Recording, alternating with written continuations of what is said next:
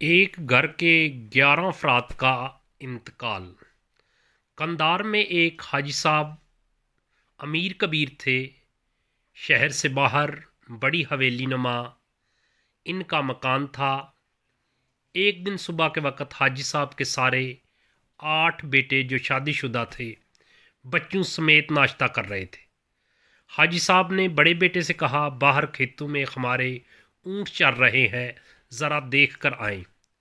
اس نے کافی دیر لگائی، دوسرے بیٹے کو بھیجا، پھر تیسرے بیٹے کو بھیجا۔ 8 بچوں میں سے کوئی بھی واپس نہیں آیا۔ حاجی صاحب پیچھے سے گئے، وہ بھی غائب ہو گئے۔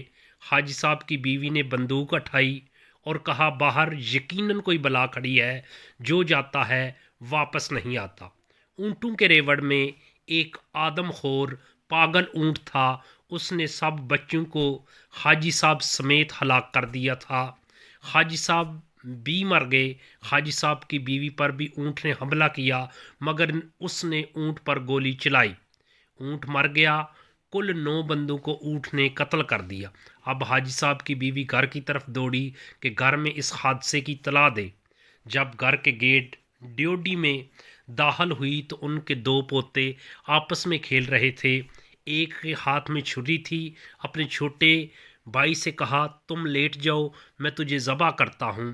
یہ بات چیت مذاق میں ہو رہی تھی اور یوں بڑے نے اپنے سے چھوٹے بھائی کی گردن پر چھری چلائی اور وہ مر گیا۔ بچہ خوف سے بھاگنے لگا، چھری ہاتھ میں تھی، سامنے پتھر پر ٹھوکر لگی اور وہیں چھری اس بچے کے پیٹ میں گھس گئی۔